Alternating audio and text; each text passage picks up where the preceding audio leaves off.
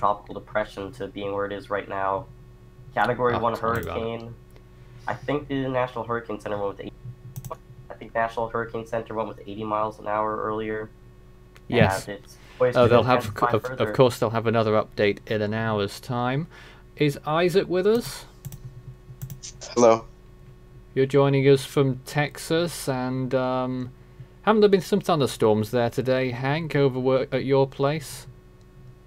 Yeah, they're still ongoing, actually. I'm about to get another one moving through. Gotten about 2 inches of rain today. Did they reach you, Isaac? No, not in the slightest yet. They've come near here. We've only got about trace amounts as of yet, but no rain yet. And then another round.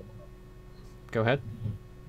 And I was saying another round tomorrow. Another round tomorrow. We're also joined by Tim in North Carolina, affected by Florence. Doesn't, I am assume, wanting to be affected by Michael. How are you tonight? I'm not doing too bad, Nathan. No, it's been a while since I've been on you guys.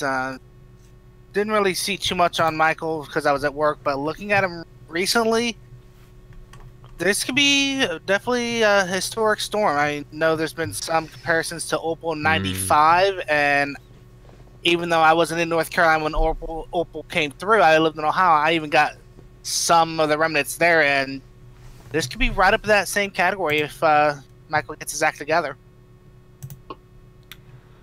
Alright, I keep getting names thrown at me everywhere. I keep forgetting who's who. I do apologise. So who else is screen sharing right now? Because I can't even see who it actually is. It's me. I'm screen sharing Recon. I'm screen sharing the model tracks. Gwyneth, I forgot your true name. Yes, Frank. I'm so sorry, Frank. Showing us the latest models. There's so many names and so many voices that we've got to know in the last few months. It's thrown me right off kilter because I've been dealing with Davids and Strats and Hanks and Devons for 3 years, and all of a sudden a lot of new people arrive. Go ahead. Well, obviously, like people said earlier, that the fact that Michael has in a day has gone from a 40-mile-per-hour tropical storm to a Category 1 and is showing significant improvements is worrying to the areas that it's looking to affect, which is the Florida Panhandle, Georgia, South Carolina, North Carolina, and possibly some other states. And if he's available, I'm not sure if you are Michael, but if you're there, you're the closest to Michael out of everyone, I think. Is that right? You are correct, Nathan. You're joining us from the coast of Florida? Yes, specifically North Tampa. And how's it going there? Any signs of the storm arriving? Yes, there is definite cloud cover over my area in the recent hours. I could see some counterclockwise flow in the clouds, but I can't confirm that. Alright. And Orlando, you're also joining us tonight. Yes, I'm here. It's taken us 10 minutes to get through, everyone. Yeah. It's Michael is interesting to say the least. But I'll be here just with everyone else as a team member and hopefully providing a quality service for anyone that could be affected or any viewers in general. We'll do our best. And last but not least, David joining us with, well, he's also running our stream live on simulcast on Facebook, David. Yes, and monitoring many accounts on Twitter for Michael, and also our Facebook page. Blimey, we've got a busy night with everything going on at this time, with Michael intensifying and also several other storms out there, including in the Arabian Sea. But let's start with Michael then, with the latest warnings that are in effect. Hold on a minute. Oh no, I thought I saw an update when one hadn't arrived. Okay, so this is how looking right now, you've seen them ticking at the bottom of the screen every so often, but to reiterate those watches and warnings, a storm surge warning for the Okaloosa-Walton County line to Antelope River, Florida, a storm surge watch for Antelope River to Anna Maria Island, including Tampa Bay and the Alabama-Florida border to the Okaloosa-Walton County line, a hurricane warning for the Alabama-Florida border to Suwannee River, Florida, and the Cuban province of Pinar del Rio, a hurricane watch for the Alabama-Florida border to the Mississippi-Alabama border, and a tropical storm warning, lots of borders involved by the way, for the Alabama-Florida border to the Mississippi-Alabama border, Suwannee River, Florida to Chassahowitzka, Florida, is that right? And the Cuban province of the Isle of Youth and the coast of Mexico from Tulum to Cabo Cotache, including Cozumel, the same areas that were under warnings earlier. Cuba, that is, a hurricane warning that has been downgraded to a hurricane, a tropical storm warning there, for the Isle of Youth at least. And a tropical storm watch for Chassahowitzka to Anna Maria Island, Florida, including Tampa Bay and the Mississippi-Alabama border to the mouth of the Pearl River. Well, if that was all too much of a mouthful for you, we can show you it on the National Hurricane Center's map as well, that puts it all in perspective if you needed that visual clarification. There it is on the screen, and you can see what's expected of the storm's track. And does everyone here agree with it? Major hurricane landfall category 3. Seems likely to me. Yes. Agreed. And okay, It's location's been more of a toss-up at this point, but yeah. And I'm right in saying for the first time they're now saying peak before landfall, which is sort of what we'd expect. Yeah. Yeah. Yeah, very rarely do you see a Gulf hurricane landfall at peak intensity, especially along the North Gulf Coast and in October. That's pretty unusual to see. I was just quickly having a look at October storms for the Florida region, for the Panhandle region. If you look at Florida north of Tampa, only one storm has made landfall as a major in the last 97 years, and that's Opal. Yeah, I mean you could also count storms like along the North Gulf Coast in general, like something like Hilda, I guess, and maybe Lily. That was more that weekend before landfall. So the only thing that there might be a little bit of a question mark on as we look at this track forecast here is it really going to move as far west as they have it? That's about 1 or 2 degrees west, and not much evidence of that at the moment.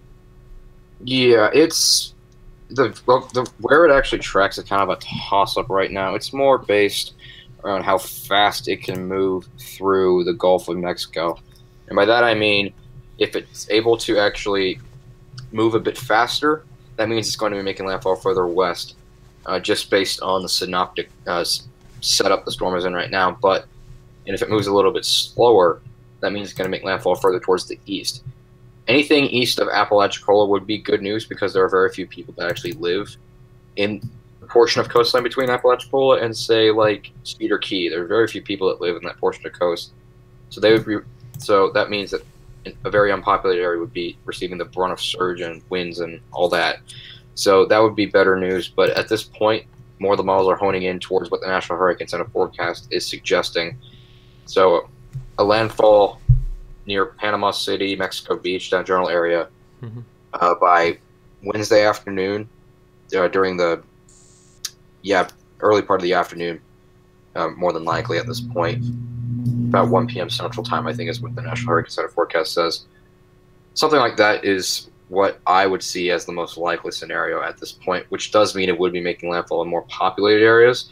But most of the surge would still be going into the Big Bend region of Florida, which again is relatively sparsely populated. Well, no wonder those hurricane warnings are in effect when we're talking about 36 hours from now, really, aren't we? Yeah. To reiterate some of the potential hazards from Michael, of course we're looking at storm surge, which is a severe risk, I would say, right? Up to 12 feet in some regions. What are they saying here? Indian Pass to Cedar Key, 8 to 12 feet. Yep, sounds about right.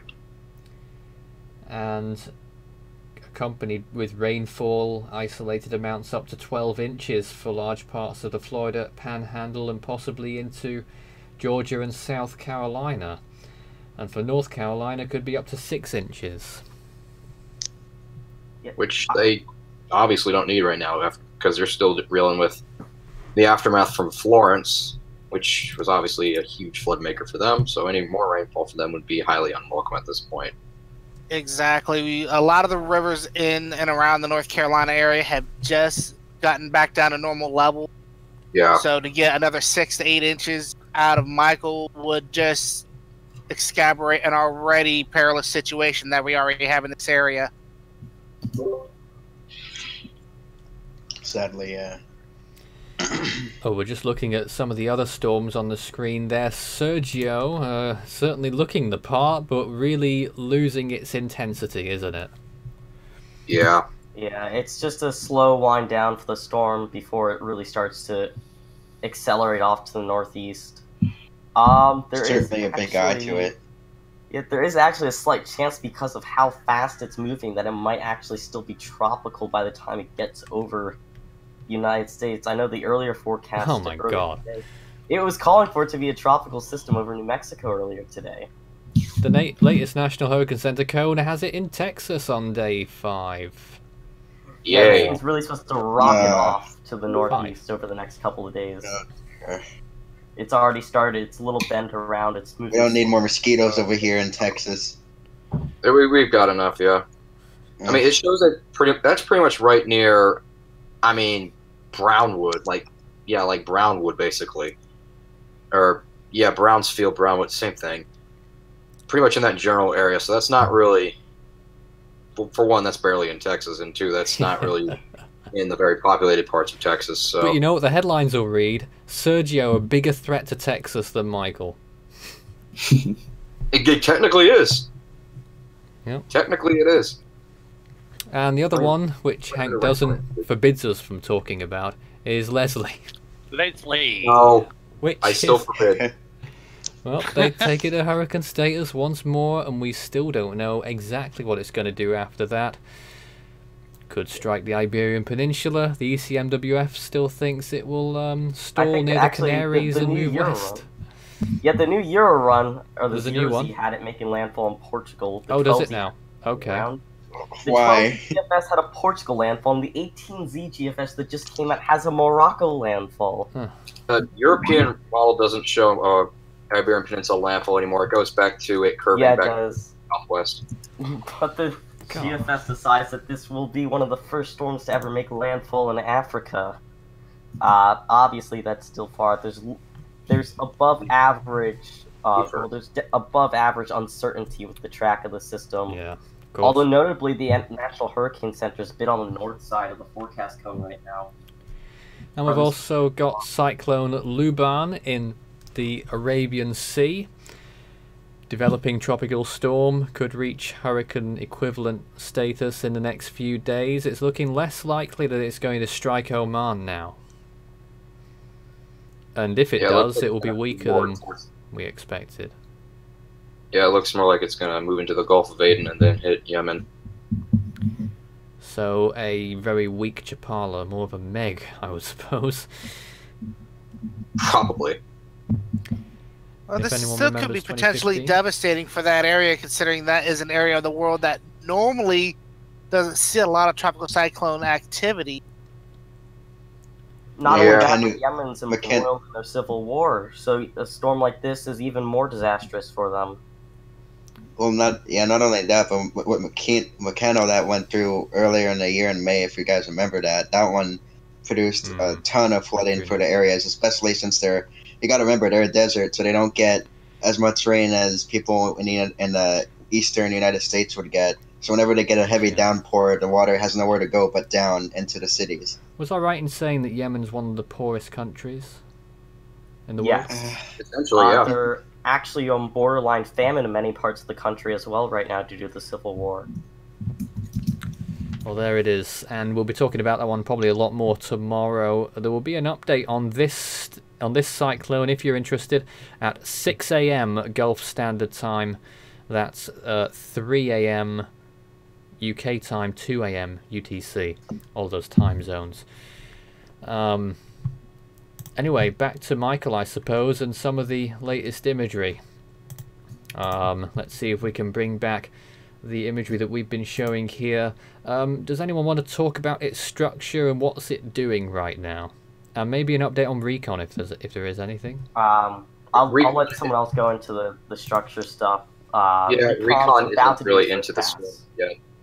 Right. Yeah, Recon isn't. So we'll have our data that we need for now. Yeah. So, yeah, Michael, its structure itself, it's getting there. Northwest Iowa is still open though, so it's going to still have to do some work to actually close it off. But this recent convective burst that's going on in the northern and western quadrants, that might be enough to close it off into a fully closed and circular eye wall. The other thing is that the storm, despite its look, it actually has a pretty small wind field. I think tropical storm force winds extend about 140 miles out from the center. That's relatively small for a storm like this, especially with the convective shield this size. That's pretty small. And hurricane force winds, I think, extend out 35 miles, which isn't much at all. So as this continues to progress northward, the storm's going to continue to have a relatively small size, more than likely.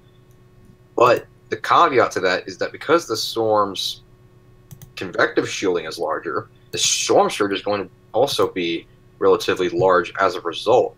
Now, intensity is kind of dependent a lot on how the storm's inner core evolves over the next 12 hours. If this thing can come out into the Gulf of Mexico with the closed eye wall and start to form a little bit of eye feature on infrared imagery, then we could be looking at a possibly even stronger hurricane than what is being forecast right now. But if it's not as well defined, then we might be looking at something that is going to take more time to intensify. Either way, still a pretty big storm coming for the Gulf Coast. Well, one thing that could hamper the storm a little bit, and I mean a little bit, is just a little bit of westerly shear in the mid-levels, in the middle of the troposphere. That could undercut some of the outflow coming out from the storm in the upper levels and could disrupt some of the inner core developments. As a result, we might see a few eye wall replacement cycles as a result, which could lead to weakening as it approaches the coast. Yeah, because as a storm, naturally, the storm is going to increase in forward speed, and as a result, an increase in forward speed in any regard is going to cause a change in wind shear. And because the flow at the surface is relatively light, any increase in the storm's forward moment is going to result in an equivalent increase in the wind shear. And that would cause the storm to weaken a little bit, but not enough to hamper or lessen the impacts that would be seen from the storm if it were not to have weakened at all. So yeah, storm surge would remain the same, maybe even be a bit stronger, considering that the storm would be weaker, but it would also increase in size. Winds would be weaker, yeah, but again, the wind field would also increase in size, and naturally, when you get an increase in size, you get an increase in the convective shield, which means an increase in rain across the entire area. So, if really, weakening wouldn't be any better as if the storm were to make landfall at peak intensity. So don't get caught up in the wind speed, even though the storm is likely to be pretty intense at the time. Yeah, go ahead. I would like to interject here. NOAA 2 recon plane is going into the storm. We received new information. They recorded a flight level pressure of 984.7, and they recorded a wind bar flight level of at least 83 knots. I just wanted to interject. The center though, so that's not the lowest we're going to get yet. Also, I wanted to come out and say that.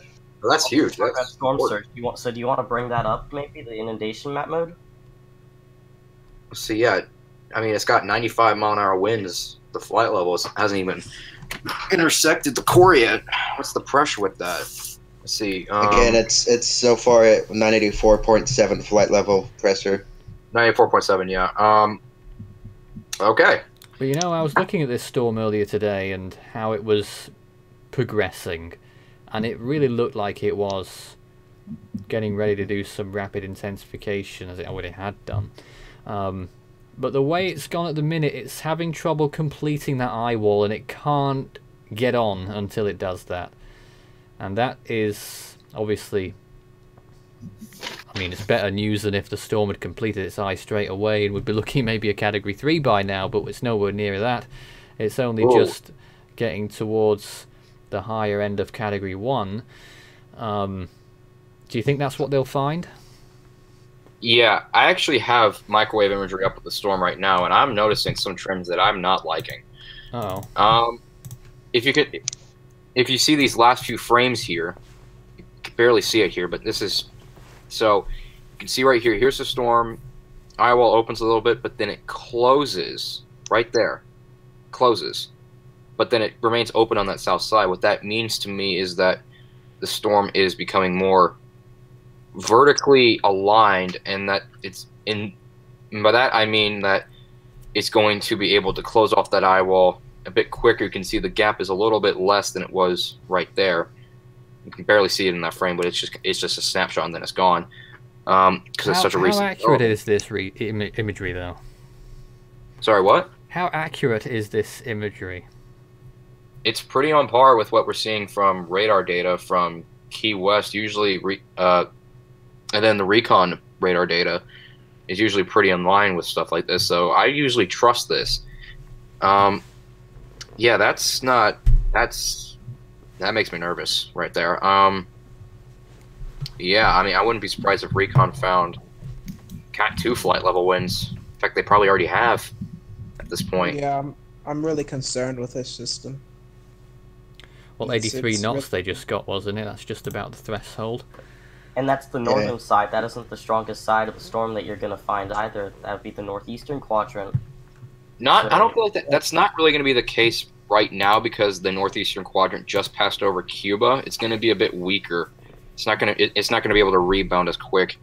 I feel like the strongest quadrant is probably going to be in the northwestern side, especially if that eye wall right there just kind of intensified more towards the northwestern quadrant, excuse me, which was originally open. Now it's closed up. That means the storm is on its way to intensification right now.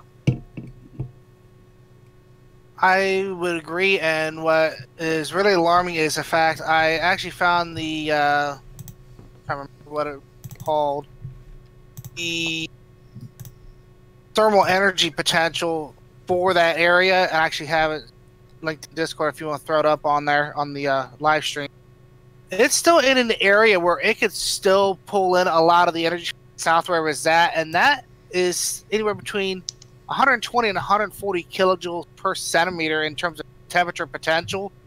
And if it still pulls that as it's moving north, I think a lot of our worst fears where we could be looking at a Cat 3, possibly if it really got ramped up together, got vertically sacked like you're talking, dare I say it, maybe a low end 4, but that's a little wish casting, but I hope that doesn't actually happen. I mean, yeah, oceanic heat content values throughout the Caribbean, Yucatan Channel into the Southeast Gulf are very high. It's been pretty untapped all year because the shear is so high. Right, and that was my concern with anything. I know we have always talked about throughout this year about the Eastern Caribbean being the hurricane graveyard, and that was always a concern of what if one of these storms, whether it be come off a gyre or just something that makes it through the graveyard, actually hits this area near the Gulf of Honduras up into and around the Cozumel Gulf of Mexico area, and it looks like it's come to fruition. We've got potential of a pretty historical storm if it ramps up like we're all fearing it could go. Yeah, it's moving. It's about to move right over the loop current, which is which contains some pretty high oceanic heat content values. And what that basically means for anyone who's not unaware, oceanic heat content is how deep the warm water extends. Yeah, you can have very warm water at the surface, but it also depends on how deep that extends. So in this portion of the basin right here, you have some of the highest oceanic heat content values in the basin. And you have very warm water that extends very deep into the ocean.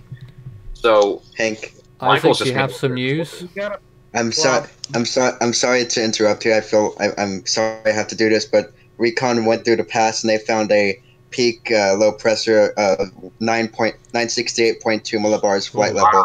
Oh wait, I'm sorry. 967.8 millibar flight level for the lowest pressure so far. Yeah, I'm seeing this is just one pass. Yeah. Sorry to interject, but I had to relay that. No, you're good. No, that's valuable information. So Yes. that's an extrapolated surface pressure from what I saw there. Is that right? Yeah, This that's is from NOAA too. Yeah, that's 968 millibars. That's a good 10 millibars lower than what the National Hurricane Center currently have. Wow. In last recon pass. Yeah, Michael means business right now. What was that peak? Was that still Jesus. 90? Okay. So, okay. And that's in 3 hours. Yeah, last recon flight left 2 even. 4 hours ago. Something like that. This is insane. Wasn't it about 3 hours since they got that 978? Just about. Something like that. And we're seeing a situation where the winds haven't caught up to the pressure yet, really. Normally, this far south in terms of latitude, you'd expect this to be a high in Category 2 if you just looked at the pressure and wasn't looking at the storm itself. Well, the problem with that, Strat, is a storm of this nature, with it going through rapid intensification like that, and Hank, you can probably back me up on this, the pressures are dropping like it is under rapid intensification, but the problem is with that kind of a storm is while the pressures are dropping, that is in the upper atmosphere, the upper troposphere of the storm, those winds have not wrapped down to the surface. And for 968, it has the pressure of easily a mid-cat 2, but those winds have not wrapped down. And by the time it does, those upper level pressures easily 950 or 955. The other problem with it is that the storm is located literally just west of Cuba, and the eastern quadrant of the storm is usually where you will find the highest winds. And that quadrant just passed right over land, so it's going to be your wind value is going to be naturally lower. But once it gets further north, we're probably going to see a big jump in winds just because the storm's core has moved away from the mountainous terrain of Cuba. So, I think that was I'm sorry, Hank, but I think that was also one of the arguments that came up earlier in our discussion is as to why we're not seeing a Cat 2 or Cat 3 at this latitude is the fact that that eastern core where it likes to wrap around in is hitting the land interaction of western Cuba.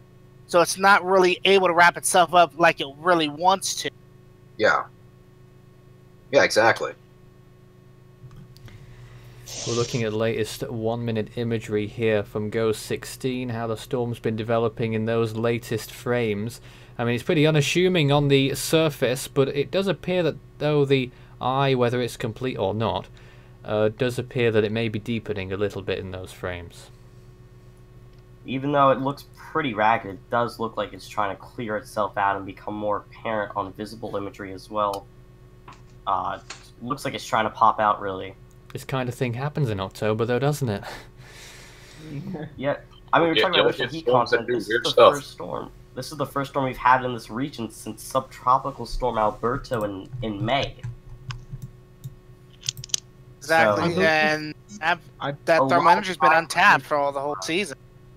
Yeah. Didn't Harvey have like a similar situation with its rapid intensification that the winds were?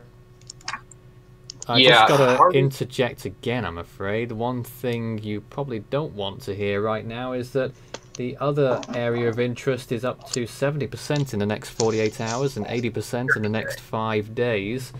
You're kidding. No, why? It's developed much more convection around it during the past day. It was pretty small yesterday, and now it has a huge area of convection. If anyone wants to show that on their screen, I'm happy to show the National Hurricane Center page quickly. Yeah, I'm pulling up some infrared imagery. That's wow. Okay, that's surprising me. Let's see. I'm gonna get this. Yeah, I'm getting the loop ready right here. Okay. So we're looking at this area in the eastern Atlantic here. Yeah, this area right here. I mean, yeah, it's got a pretty good mid-level rotation. Not sure if that's really extending on the surface. I mean, there should be an ASCAT pass soon, I would assume, over this area. That's what I'm checking now, and right now it seems like it's a little inclusive, but I'm going to see what I can find. All right. Yeah, it's got a pretty good convective shield. Shears looks to be somewhat of an issue, but not much. This thing is also a pretty low latitude, too. I'm not as low as Kirk, but still pretty low. It's probably about like 10 north, I would assume. So is about, yeah, pretty much on the dot. Nice. So yeah, and then the farthest south this thing can stay, it would probably be the better for its organization. It's in a sweet spot right now, because if it moves a bit further to the north, then it's going to have to do a shear coming out of Leslie. But if it's able to actually stay in the sweet spot where you have enough available spin vorticity in the area to the point where you don't go, excuse me, can't speak, far enough south, then it's going to be in this little sweet spot where it can actually get some organization going. And it looks like this thing is about to become a depression, honestly. Now, models have been saying, and the NHC, that it's going to sort of go up and meet Leslie. Yeah, that sounds great. Wait. Match made in heaven. Is this the new trend here? I didn't see this. Well, not completely meet, but you know, it's gonna shrivel up under the influence of Leslie. Yeah, that's the general consensus. Because after the next day or so, they say it's gonna move northwest or so, or northwest, to the point where Leslie's outflow starts to interact with it. If Leslie stayed the same intensity as it is right now, or was what it was earlier today as a weaker system, it might have a better chance of surviving. But Leslie's intensifying right now.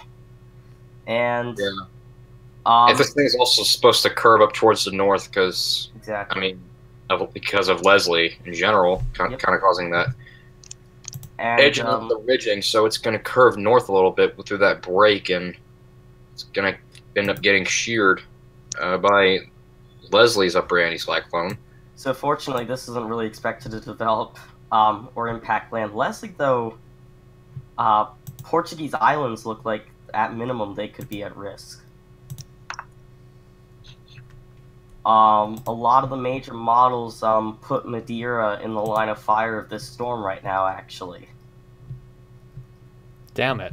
Which, that's out of the NHC 5-day cone as well. But the Euro, the GFS, I'm curious to see what some of the other models are saying. A lot of these models put Leslie straight through at least one Portuguese island chain. Not good. Let's go back to the... Well, I think Hank's looking at the latest recon. Any news? No, not yet. I'm just seeing... I was just making sure it was updated, and it hasn't updated yet. I'd imagine the surface pressure, I mean, that's pretty light winds there, so it's probably going to be... I don't know why it keeps doing that. Okay, well, it says that it's 968, so I would assume that it would be... the actual pressure would end up being 968. Energy should be updating soon also for Michael, so that should be updated as well. I would imagine it'd be up to 75 knots is what Reconnaissance was saying. Well, you'd be surprised if they kept it at 80 miles an hour with a 10 millibar drop. I mean, they do that sort of stuff in the past, because previous estimations just so happen that the wind's right, but then the pressure is a bit too high. I mean, that happened, I think, yeah, because I remember earlier that when they did a recon mission in the lane, the pressure dropped 12 millibars, the wind speed didn't budge. So sometimes it just, you know, errors in estimations. I mean, meteorology isn't a perfect science. Anything but, actually. True, right. And, yeah, that's an argument we can have another day. Yeah. People put too much stock into concrete numbers when they're not actually made of concrete. If you do have any questions for us, I usually do this call well before now, but if you do right now, start your message with Force 13 all in text in the chat section if you're watching us live. And it will light up nicely for me, and I'll be able to read out anything you've got for any of our members, or for all of us, or whoever. If you're in a particular location, we might be able to help you out in a bit of a forecast. So yeah, Recon's going through the south quadrant right now. Looks like they're getting about, you know, what do you expect? Weaker winds on the south side, or about 75 miles an hour down there. So, and then, yeah. Here's a question that just came in. Is it doing a Harvey? No. No. I'm willing to tackle that question because. Well, yeah, I'm going to take a minute. That. I'm going to take a minute break from the desk whilst you tackle that one. I'll be back shortly, and you guys can talk amongst yourselves. All right, and Hank, you can back me up on this. The difference between what Harvey did and what Michael is doing is Harvey actually formed off of a thermal eddy that broke off of this thermal loop that Michael is over. The difference is that Harvey was over open waters when he hit that eddy and was able to rapidly intensify. Michael, in this case, is on the thermal loop, but as we've discussed before, he's got Cuba right there on the eastern side, so that's not really allowing him to really rapidly intensify like he would if he was over open water. In general, yeah. I mean, Harvey kind of exploded for one. Yeah, the oscillating eddy, like you mentioned, but on the other hand, it's also kind of more. It was also due to a lot of atmospheric factors as well. I mean, Michael, yeah, it's rapidly intensifying. That's basically all that the two have in common. They were both storms that rapidly intensified, and that's about it. And they might, I guess, possibly also be Cat 4 landfalls, but again, time will tell for that. Yeah, that's still yet to be determined. Yeah, I feel like the only real similarity you can see is that they both started off as kind of lopsided systems that once they kind of rotated around a little bit and got vertically stacked, that's when they really started to intensify. That's the only main meteorological similarity that you can see between the two. Well, that and the other major difference is... Go ahead, Hank. I mean, I was just going to say something kind of dumb. I was just saying Harvey was just lopsided all throughout its life until like 24 hours before landfall. Yeah, well, I mean, like when Harvey redeveloped in the Gulf and when Michael developed, similar situations in that regard. Did you look at any more questions? Their origin points are completely different, though. Yeah. What does the shelf off the coast do to the storm? Do one of you guys want to answer that one? Usually, it results in. Well, I mean, you have a lot less oceanic heat content value there because you physically have less room for the water to go deeper. So if you have a storm move over that area, then it can cool off much quicker, which can result in the storm starting to die off a little bit, especially if it's a larger storm. And by larger, I mean just like it's cloud deck. If it's larger, then it's going to be more susceptible to sea surface temperature changes. And if it's kind of moving over the Gulf Stream, then the upper edge of the storm is going to cool it off before the core gets there, which will result in weakening of the actual core. Exactly, and we saw that somewhat with Florence, if of course a lot of us remember that. And that shelf did come into effect once you get about 30-40 miles off the coast of North Carolina. That shelf is only maybe 200-300 feet deep, and once you go out past that, it jumps off into down in the slope, and the water's there 8,000-9,000 feet, with the thermal energy going down easily a good 400 or 500 feet. And that's kind of similar to what Michael has in front of him. Is he's got that shelf off where Cuba's at, and I'd have to look and see what the depths are, but the thermal energy goes at least probably a good 300-400 feet below the surface, and that's what he's able to feed off of. We had a few others there as well. There's a question about dry air. There is dry air in the vicinity. Will it have any impact on the storm whatsoever? Depends if it actually gets ingested in off the western side, because I was looking at the water vapor a little bit. There is some on the western side out in the west central Gulf, but if it gets ingested in, then yeah, it could destroy its structure a little bit. But if it's able to close itself off, like we saw Lane do out in the central pack, it could hold itself together and actually push the dry air away. And I'm not entirely going to rule that out as a possibility. All right. Will Michael affect New England with tropical storm force gusts?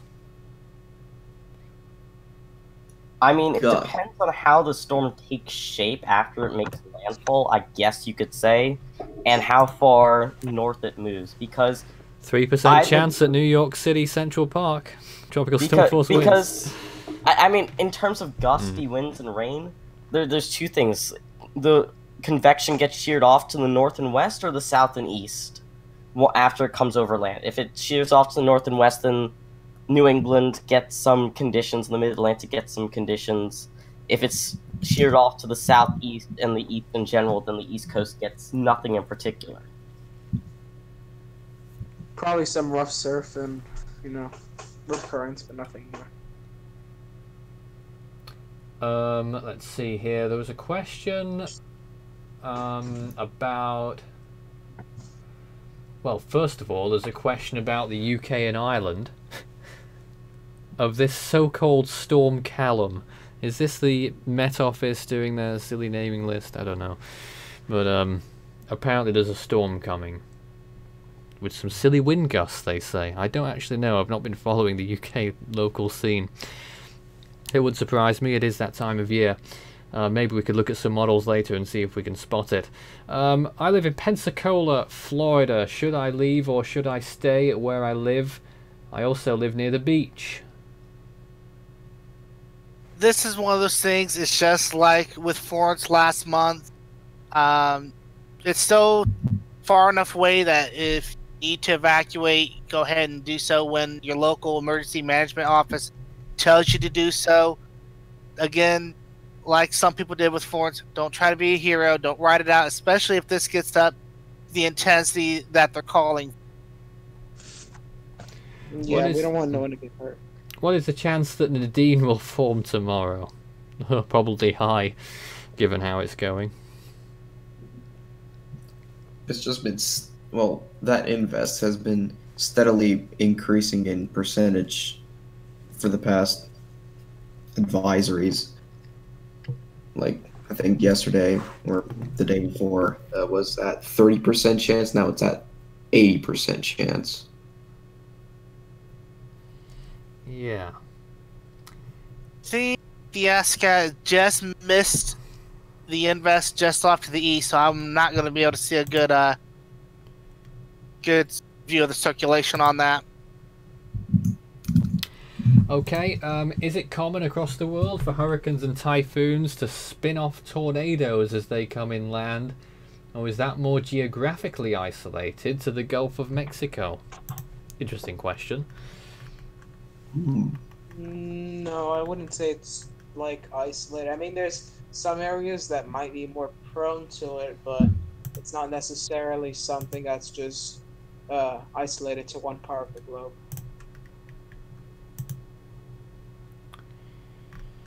Yes. Just reading a few things there. Let's see what else we've got. Nothing at this time.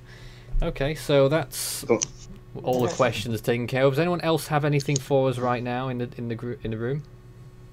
I don't have anything for you, but to add on to that previous comment, I believe once Hurricane Maria passed Puerto Rico, I believe there was a tornado that was associated with the outer bands of the storm that caused even more damage, and it was hard to even assess the damage from that tornado with the fact that Hurricane Maria obviously did damage beforehand. So I believe they have it unrated, but a tornado did happen after Maria passed from the outer bands, so it is possible in other regions, not just isolated in the United States. Now, usually any kind of tornadoes and any kind of cyclone from any basin usually has that potential, and it's usually out of that northeastern quadrant, which is the quadrant that anybody that's in this kind of storm dreads going through. That's where your highest winds are, the highest potential of any tornadoes forming, and that's usually why you hear us talk about that quadrant, because that's usually where the recon's going to be really keeping their eyes on when they actually go through on their passes.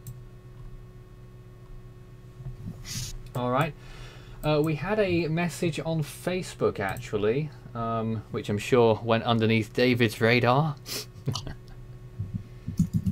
We had a message from Tina saying that they're in Inglis, Florida, and what do we expect there for storm surge and winds? Now, Inglis is just on the southern part of the Bend region, sort of north of Tampa, but not far from Cedar Key, actually.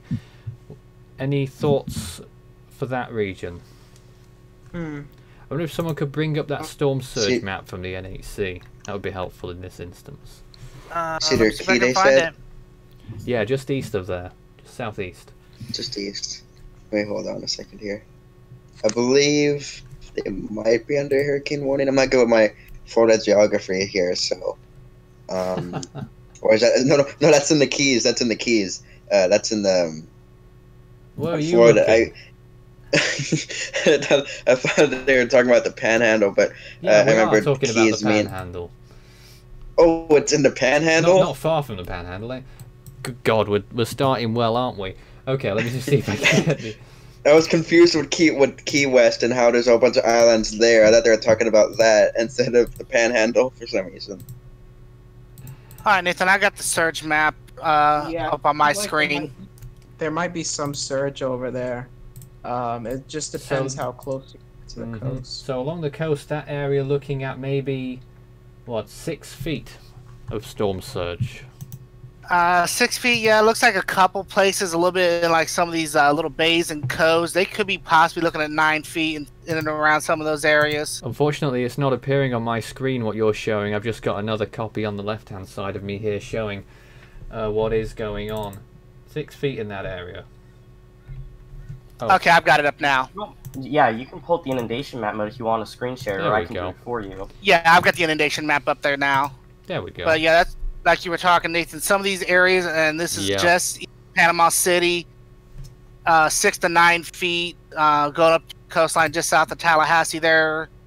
Where the one viewer was asking off of Facebook, you're talking down the bend. That's probably down in this area just north of Spring Hill. Yep. And they're probably looking 3 to 6 feet, Pretty much where your possibly mouse in those was then, areas. yeah. Yep. That's Key you're over right now, but yeah, pretty much somewhere near there to the southeast. But yeah, generally about 6 feet in that area, and further south than there, it's, I mean, what's that location? Just, oh, it's gone. It's still there. What's that location just to the southeast of Key there? Something Springs? Let's see. Let me see if I can zoom in on it there. Can't read it from here. Tomasa Springs, which is right down there just above Spring Hill. I mean, looking at that, further south of there, it looks like most of the risk is away from... Basically, there northwards is where we're concerned. Yeah, and that's basically where we were talking about. So you can see those red zones. Potential landfalls, yeah. Because I think we were...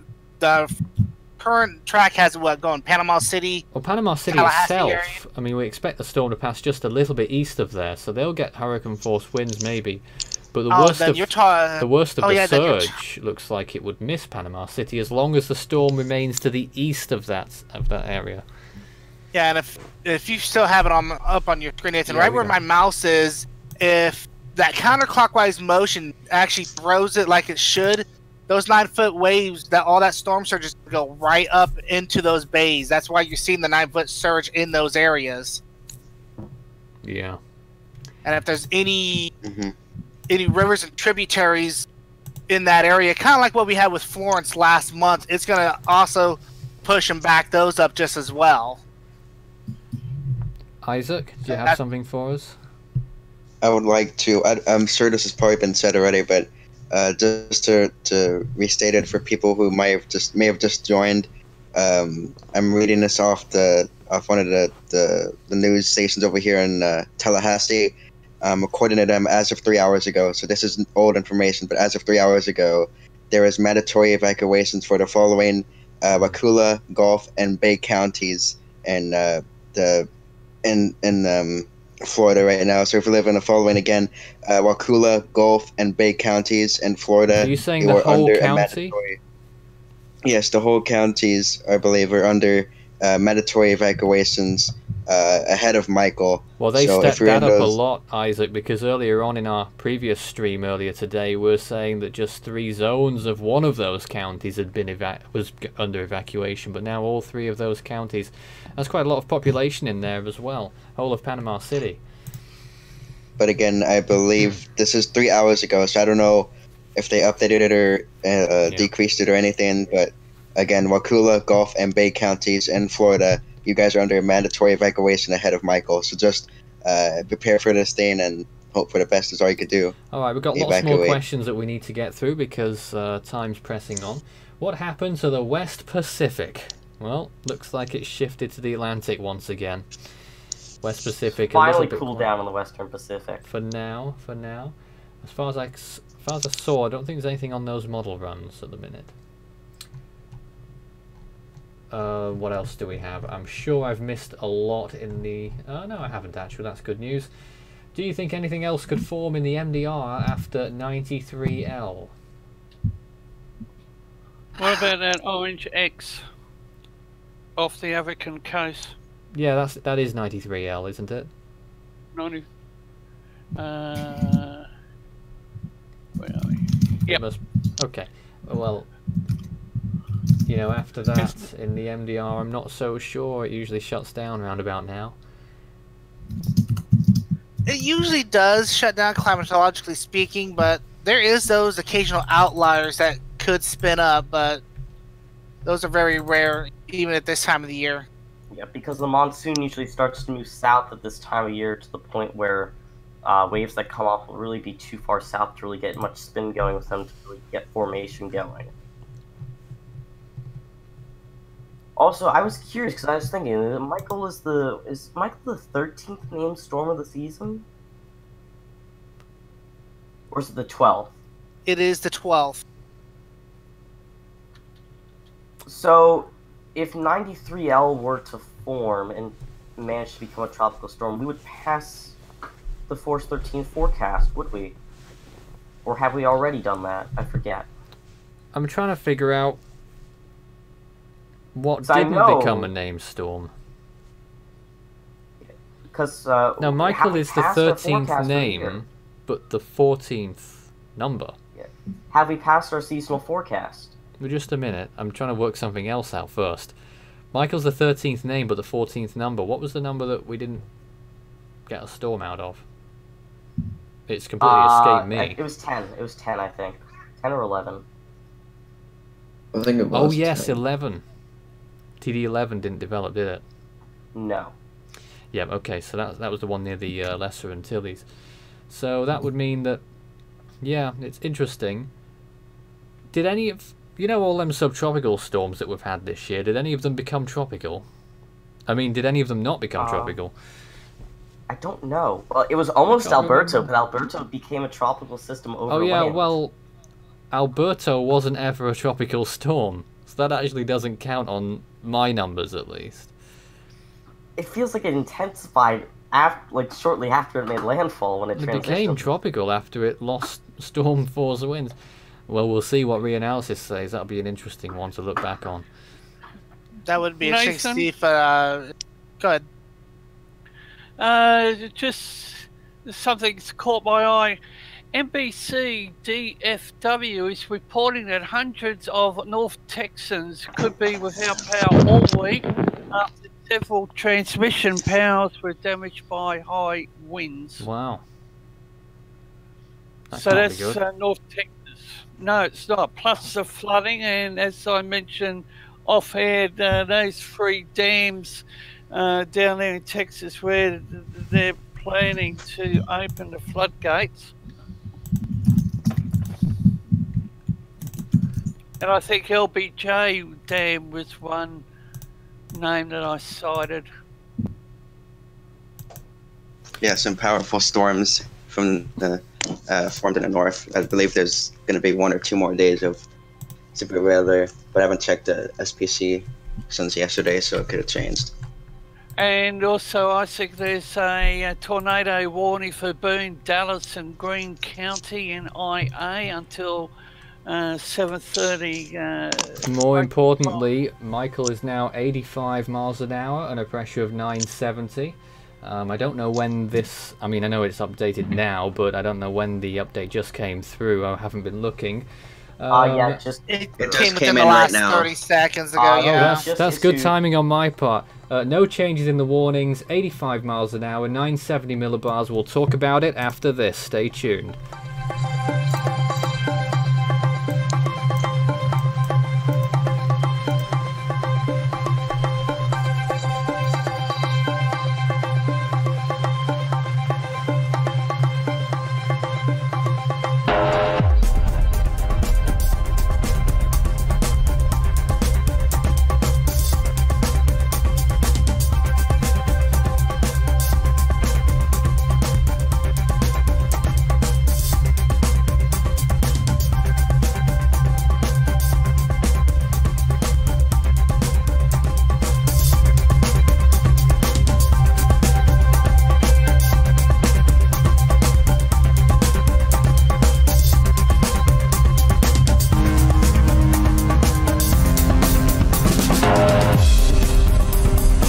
live coverage continues in a moment.